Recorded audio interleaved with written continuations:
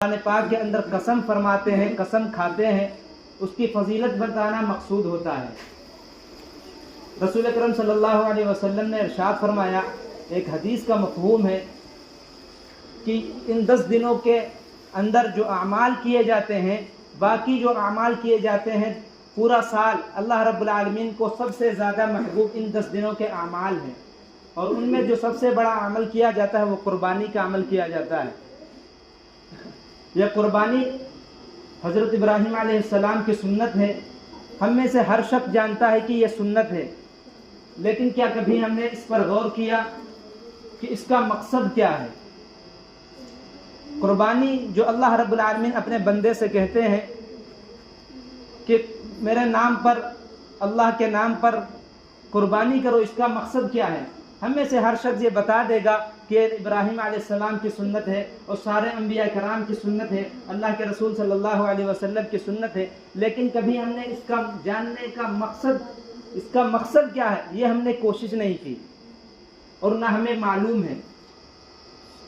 اس قربانی کرنے کا مقصد یہ ہے، اللہ رب العالمین فرماتے ہیں، اللہ کے رسول صلی اللہ علیہ وسلم نے بھی کئی موقع پر فرمایا ہے کہ اس قربانی کا مقصد یہ ہے کہ اللہ رب العالمین کی اطاعت، کہ اللہ رب العالمین نے جس چیز کا حکم فرمایا ہے، بندے کے اندر کتنی اللہ کی محبت ہے کہ وہ اللہ کے نام پر لبیک کہتا ہے۔ یہ دیکھنا اللہ رب العالمین یہ دیکھنا چاہتا ہے، ورنہ ہم میں سے بہت سے لوگ مل جائیں گے جو کہ کہیں گے کہ یہ جو قربانی کی جاتی ہے یہ بیجا پیسہ خرچ کرنا ہے اور معصوم جانوروں کی جان لینا ہے۔ یہ طرح طرح کے سوالات کرتے ہیں، حالانکہ جب حضرت ابراہیم علیہ السلام کو اللہ نے اپنے منہ بولے بیٹے حضرت اسماعیل علیہ السلام کے بارے میں فرمایا تھا کہ میرے نام پر اپنے بیٹے کو ذبح کرو، 1 منٹ کے لیے بھی نہیں سوچا، 1 لمحے کے لیے بھی نہیں سوچا، 1 پل کے لیے بھی نہیں سوچا۔ ان کی نظر میں، ان کے ذہن میں یہ تھا کہ اللہ نے حکم دیا ہے، اللہ نے کہا ہے جو سب سے پسندیدہ چیز، جو تمہیں سب سے زیادہ محبوب ہو، میرے راستے میں قربان کرو۔ حضرت اسماعیل علیہ السلام کو جب حضرت ابراہیم علیہ السلام نے بتایا کہ اللہ نے ہمیں ایسا حکم دیا ہے، اسماعیل علیہ السلام بھی اللہ کی سچی محبت کے عاشق تھے، وہ بھی کہنے لگے یا ابت افعل ما تؤمر ستجدنی انشاءاللہ من الصابرین، اے ابا جی وہ کر گزریے جو اللہ نے آپ کو حکم دیا ہے، آپ ہمیں صبر کرنے والوں میں پائیں گے، آپ ہمیں صبر کرنے والوں میں پائیں گے۔ وہاں حضرت اسماعیل علیہ السلام تیار ہو گئے، حضرت ابراہیم علیہ السلام اپنے بیٹے کو لے کر جا رہے ہیں۔ وہ تھی سچی محبت، وہ تھے اللہ سے عشق، وہ تھے اپنے نفسانی خواہشات اللہ کے نام پر قربان کرنا۔ ہم تو یہاں چھوٹی چھوٹی نفسانی خواہش اللہ کے دین پر، اللہ کے نام پر قربان نہیں کر سکتے۔ اللہ کے رسول صلی اللہ علیہ وسلم کے فرمان پر ہم چھوٹی نفسانی خواہشات قربان نہیں کر سکتے۔ وہاں حضرت اسماعیل علیہ السلام کو قربان کرنے کے لیے حضرت ابراہیم علیہ السلام جا رہے ہیں۔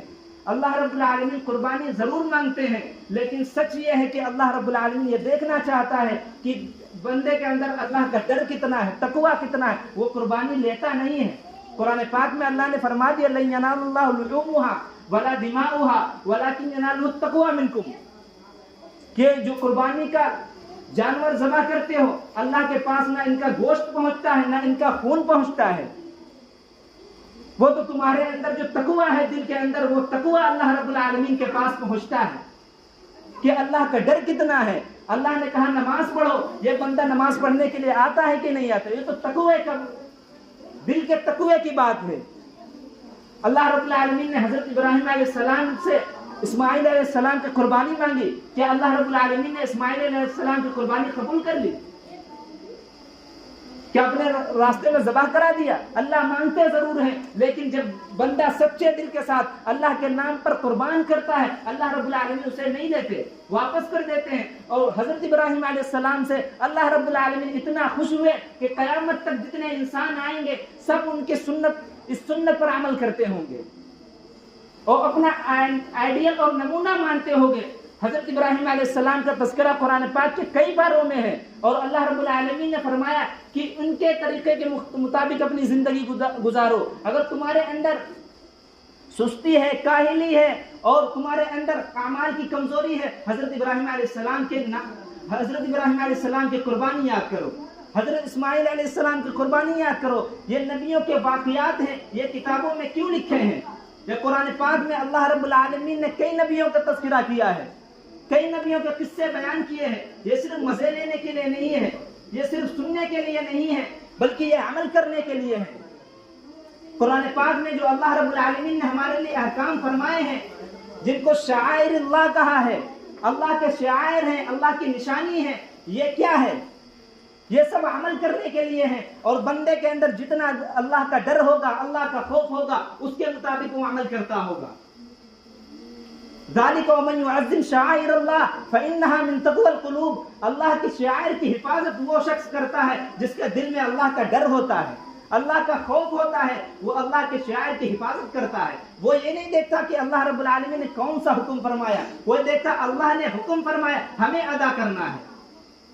اللہ نے نماز کا حکم دیا ہے، اب ہمارے لیے دشوار ہے، گرا گزرتی ہے، ہمارا دل نہیں چاہتا، لیکن اگر بندے کے اندر اللہ کا ڈر ہوگا تو یہ اللہ کے شعائر ہے، اللہ نے دین کا جو جز بتایا ہے وہ یہ ہے، نماز ہے، روزہ ہے، اذکار ہے، قربانی ہے، حج ہے، یہ اللہ کے شعائر ہیں، اللہ کی نشانیاں ہیں، اور وہ شخص ان پر عمل کرے گا، وہ شخص ان کی حفاظت کرے گا جس کے دل کے اندر اللہ کا ڈر ہوگا، اللہ کا خوف ہوگا، اللہ کا یقین ہوگا، اللہ کے باتوں کا یقین ہوگا، اللہ کے عذاب کا یقین ہوگا کہ اللہ رب العالمین جو بتا رہے ہیں وہ سچ ہے۔ جس کے اندر دل کے اندر اللہ کا ڈر ہوگا وہ فوراً کر دے گا، ورنہ ہم تو بہانے بنائیں گے، جس طرح ملحد لوگ بہانے بناتے ہیں کہ ایک دن میں اتنا جانور کیوں ذبح کرتے ہو، یہ کسی غریب کو دے دو، کسی شادی بیاہ میں یتیم بچی کو دے دو، یہ جو تم لاکھوں پیسہ خرچ کرتے ہو یہ وہاں استعمال کر دو، یہ بہانے بنائے گا۔ ان لوگوں کو غریبوں کی یاد، مسکینوں کی یاد صرف قربانی کے ٹائم پر ہی یاد آتی ہے، پورا سال پڑا ہے۔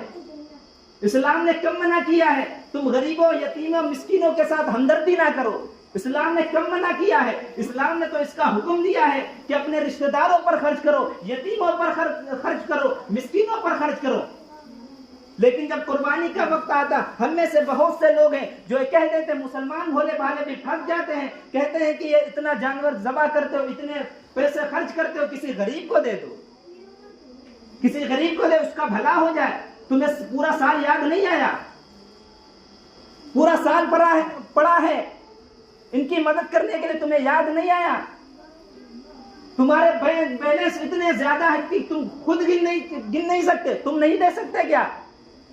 مسلمان تو ہر سال زکوٰۃ ادا کرتے ہیں، وہ اپنے اوپر حرام سمجھتے ہیں، ایک لقمہ حرام کا اپنے اوپر حرام سمجھتے ہیں، ناجائز لقمہ حرام سمجھتے ہیں، وہ ہر سال زکوٰۃ ادا کرتے ہیں۔ لیکن یہ جو ملحدانہ سوچ رکھنے والے، اللہ سے دور ہیں، جو یہ کافر ہیں، جو یہ بے ایمان لوگ ہیں، جو اللہ کے منکر ہیں، وہ یہ تمہیں سمجھائیں گے کہ ایک دن میں اتنا پیسہ کیوں خرچ کرتے ہو، کیوں خون بہاتے ہو، کیوں جانور ذبح کرتے ہو، اور پورا سال وہ خود اڑاتے رہتے ہیں، مرغ مسلم کھاتے رہتے ہیں، تب انہیں جانوروں کی وہ رحمدلی یاد نہیں آتی۔ ہمیں تو یہ دیکھنا چاہیے کہ ہمارے اللہ نے کیا حکم دیا ہے۔ اگر اللہ رب العالمین اپنے بچوں کو ذبح کرنے کی اجازت دے دیتا اور کہہ دیتا کہ اس کو ذبح کرو، کون سا کر پاتا؟ دل میں ہاتھ رکھ کے بتا، کون کر پاتا؟ یہ تو اللہ کا کرم ہوا، اس کا احسان ہوا کہ اس نے ہم سے اپنے نام پر قربانی مانگی، اور ایک جانور کی قربانی جب اللہ رب العالمین لیتا ہے، وہ اس کا ثواب اللہ رب العالمین یہ دیتے ہیں کہ اس نے اپنی جان قربان کر دی۔ یہ اللہ کا رحم ہوا، اس کا کرم ہوا۔ لیکن ہم قربانی میں بھی سستی کرتے ہیں، غفلت کرتے ہیں۔ اس لیے ہم میں سے ہر شخص ارادہ کرے، نیت کرے، کوشش کرے کہ ہم اپنی طرف سے قربانی کریں گے۔ یہ عظیم سنت حضرت ابراہیم علیہ السلام کی، حضرت اسماعیل علیہ السلام کی، خود رسول کرم صلی اللہ علیہ وسلم نے اپنے آخری حج کے موقع پر 63 اونٹ ذبح کیے اللہ کے راہ میں۔ ہم ایک قربانی میں حصہ نہیں لے سکتے۔ میں تو کہتا ہوں سب کے لیے قربانی میں حصہ لینا چاہیے کہ کل قیامت کے دن جب ہمیں نیکیوں کی ضرورت پڑے گی، جب ہمیں ثواب کی ضرورت پڑے گی، یہی جانور جو اللہ رب العالمین کے راستے میں ہم قربان کرتے ہیں یہ اپنے بال اور کھروں کے ساتھ آئے گا، ہمارے اعمال نامے میں اللہ رب العالمین سے رکھ دیں گے. ہر ایک بال کا ثواب اللہ رب العالمین دیں گے. ہم میں سے ہر شخص چاہیے کہ ہم اپنی طرف سے قربانی کریں، اپنے ماں باپ کی طرف سے قربانی کریں، ہم اپنے مرحومین کی طرف سے قربانی کریں. یہ قربانی بڑا پیارا عمل ہے، اللہ رب العالمین کو بڑا پسندیدہ عمل ہے، اور جو اللہ رب العالمین کو پسندیدہ عمل ہو ہمیں خوب شوق سے کرنا چاہیے. لیکن ہم سستی کرتے ہیں، غفلت کرتے ہیں. حالانکہ ہم میں سے ہر شخص کے پاس 10,000 کا 20,000 کا موبائل ہے. اگر ہم اسے بیچ کر اللہ رب العالمین کی راہ میں ایک جانور خرید رہے، یقین مانو وہ جانور اللہ رب العالمین کے نام پر ہم قربان کریں گے، یہ ہماری نیکیوں میں، اعمال نامے میں اضافہ کرے گا، ہمیں اللہ کے عذاب سے بچائے گا. یہ جو ہمارے جیب میں موبائل رکھا ہے یہ اللہ کے عذاب سے ہمیں نہیں بچائے گا. جس کے پاس 10-20 ہزار کا موبائل ہے، کون سا ضروری کام ہے؟ اس کے لیے ضروری ہے کہ وہ اپنی طرف سے قربانی کرے، اپنی طرف سے موبائل